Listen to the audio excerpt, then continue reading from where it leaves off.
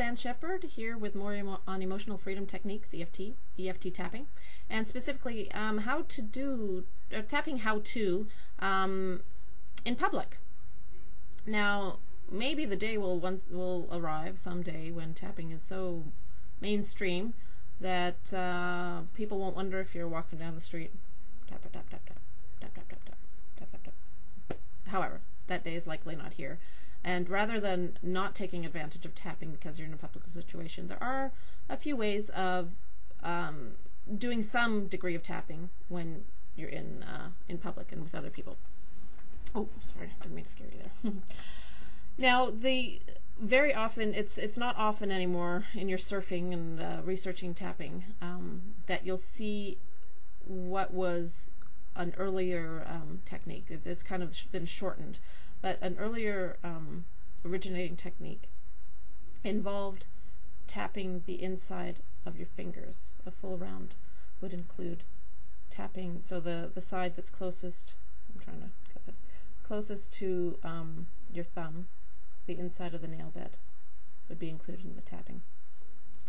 Now, a very easy way of, if you're in a, I don't know, I've used this in stressful meetings, and it's particularly handy if you're sitting at a table, at a desk, and emotions are starting to run high, or you're bored or tired or whatever. You can just use the alternating finger on the thumb, and then use your thumb on the inside to be applying pressure. And you can just do little rounds. You can do both hands even. And that just can come across as, you know, a little habitual motion, sitting on the bus, whatever, a nervous tick, but it's actually doing something for you. The karate chop point is quite easy to do. If you're driving or just, you know, pondering. It doesn't help if I'm holding my hand down here, you can't see. But this is not a really profound, unusual motion either. So you can be tapping that or tapping the side of the desk, what have you.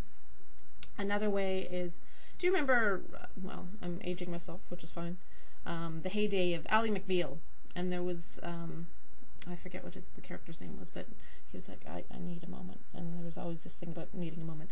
Well, it turns out, I was listening to a practitioner in one of my tapping clubs, and the original technique, the meridians apparently all run through the inner eye here, like right at this corner of your eye, but it's kind of difficult to access that, so it's been modified to the inner eyebrow point.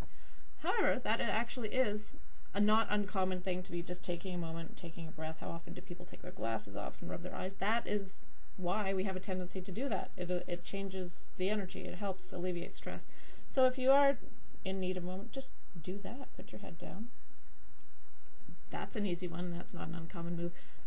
And a nice subtle one is the collarbone point, because you can, you know, be kind of pondering thing or pretend to fiddle with your necklace, and that is actually getting your point. Or even if you're able to, the under the arms. You can be crossing your arms and doing a little tap, tap, tap, tap there. So just all this to say, it doesn't have to be a full-blown round and, you know, to cause people to be looking at you and giving you more room on the subway. You can actually just be tapping away, and on the little spots, the fingers, karate chop point, little this, taking a moment, thinking. Even the chin is not that difficult to do. You know, ponder it, and it doesn't have to be forever. It can just be a few little taps. So don't think that you need to hide away in your bathroom or in the privacy of your home to be doing tapping. You can be taking advantage of it, and you're not going to cause a ruckus in a public situation. And so take advantage of it. Use it as little or as much as you need, and you can do it publicly too. So take advantage of it, and that's how to tap in public places with EFT tapping. Take care.